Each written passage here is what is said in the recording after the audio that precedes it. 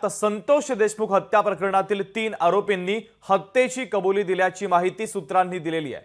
यामध्ये सुदर्शन घुले, जयराम चाटे आणि महेश केदारने हत्या केल्याची कबुली दिल्याचं सूत्रांनी सांगितलंय। त्याबरोबरच हत्या करताना संतोष देशमुखांचा व्हिडिओ बनवल्याचं देखील आरोपींनी कबूल केलंय। अपहरण करून हत्या केल्याचं घुले म्हणाला, तर आवाजा कंपनीच्या खंडणी प्रकरणातूनच ही हत्या झाल्याचं देखील आता घुलेनं कबूल केलेलं आहे। खंडणी प्रकरणात देशमुख आणि ग्रामस्थांनी मारहाण केली। विशेष म्हणजे वाढदिवसाच्या दिवशीच मारहाण करत व्हिडिओ केला आणि तो व्हायरल केल्याच्या रागातून हत्या केल्याचं घुलेनं म्हटलेलं आहे। सरपंच देशमुख खंडणीत अडसर ठरत असल्याचं देखील आरोपींनी सांगितलंय। तर 29 नोव्हेंबरला विष्णू चाटेच्या ऑफिसमध्ये आणि नांदूर फाट्यावर तिरंगा हॉटेलमध्ये देखील बैठक झाल्याचं आता घुलेनं कबूल केलेलं आहे। आरोपींच्या कबुलीमुळे आता वाल्मिक कराडच्या अडचणी वाढण्याची शक्यता आहे।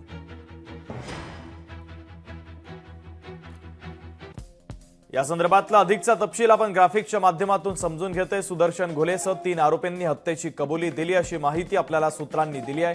सुदर्शन घुले, जयराम चाटे, महेश केदार यांना कबुली दिल्याचं आपल्याला सूत्रांनी सांगितलेलं आहे। संतोष देशमुखांची हत्या करताना व्हिडिओ बनवल्याची देखील मारेकरांनी कबुली दिलेली आहे। होय, आम्ही अपहरण केलं आणि आम्हीच हत्या केली, घुलेनं अशी कबुली दिल्याची माहिती आपल्याला सूत्रांनी दिली आहे। यासोबतच आवाजा कंपनीत खंडणी मागत असल्याचा व्हिडिओ दाखवल्यावर घुलेनं कबुली दिली। खंडणी प्रकरणात देशमुख ग्रामस्थांनी मारहाण केल्याच्या रागातून हत्या करण्यात आली। घुलेनं ही कबुली दिल्याची माहिती सूत्रांनी दिली आहे। वाढदिवसाच्या दिवशीच मारहाण करून व्हिडिओ व्हायरल केल्याच्या रागातून हत्या केल्याचं घुलेनं म्हटलेलं आहे। तर सरपंच संतोष देशमुख खंडणीमध्ये अडसर ठरत होते, घुलेनं माहिती दिली। 29 नोव्हेंबरला विष्णू चाटेच्या ऑफिसमध्ये बैठक घेतल्याचं देखील घुलेनं म्हटलेलं आहे। नांदूर फाट्यावर तिरंगा हॉटेलमध्ये सुद्धा विष्णू चाटेसह बैठक झाल्याची माहिती घुलेनं दिलेली आहे। देशमुखांच्या हत्येचा व्हिडिओ केला, महेश केदारने या संदर्भात कबुली दिली। तर यामुळे आता वाल्मिक कराडच्या अडचणी वाढलेल्या आहेत, कारण 3 आरोपींनी हत्येची कबुली दिलेली आहे। त्या आरोपीच्या आकाला वाचवण्याचा प्रयत्न या राज्याचे गृहमंत्री काही काळ करत होते। जसं आज ते सातारच्या एका आकाला वाचवतायत किंवा अन्य काही लोकांना वाचवतायत। कुणाल कामराच्या स्टुडिओवर, हॅबिटेटवर ज्यांनी हल्ला केला आणि जे कुणाल कामराला ठार मारण्याच्या धमक्या देत आहेत त्यांनाही वाचवलं जात आहे।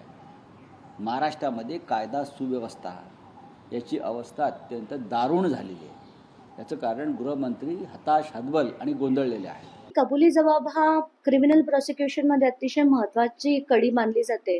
तर आत्ताच्या घटनेला हे सेक्शन 25 खाली म्हणजे पोलिसांसमोर झालंय का सेक्शन 164 खाली न्यायाधीशांपुढे झालंय मॅजिस्ट्रेट कोर्टाच्या। तर हा अंडर 164 झाला असेल तर हे ग्राह्य धरलं जातं आणि शिक्षा थेट ठोठावण्यात काहीच जास्त प्रॉब्लेम्स होत नाहीत। महेश केदार यांनी असाही कबुली दिली आहे की मी तो अख्खाच्या अख्खा व्हिडिओ रेकॉर्डिंग केलाय। या सगळ्यानंतर आता मला वाटतं प्रोसिक्युशन अतिशय सोपं होईल, याच्यात काहीच शंका नाही। संतोष भाईच्या खून खटल्याचा पुन्हा तपास होणार, पण धनंजय मुंडे 302 मध्ये आहे, त्याला घेतलंच पाहिजे। हे जे आरोपी आहेत यांनी जे आता कबुली दिली की खून आम्ही केला, अपहरण आम्हीच केलं, त्यांनी हेही सांगितलेलं असावं की धनंजय मुंडेच्या सांगण्यावरूनच आम्ही केले, कारण धनंजय मुंडेचेच कार्यकर्ते आहेत ते। धनंजय मुंडेलाच पैसे देत होते, त्याच्याच पक्षातले, त्याचेच कार्यकर्ते आणि रोज त्याच्या जवळ राहत होते। त्याच्या बळाशिवाय, शक्तीशिवाय, त्यांनी पाठबळ दिल्याशिवाय यांच्यात धमक नाही। तो 100% 302 मध्ये आहे। सरकारी प्रतिनिधी या आंदोलनात घुसले सरकारचे आणि त्यांनी धनंजय मुंडेला वाचवलं, त्यांनी डोक्यावर पाप घेतलेलं आहे। याचा परिणाम आणि फळ त्यांनाही भोगावं लागलं। लोकशाही मराठी ऐका, पहा, जागरूक रहा।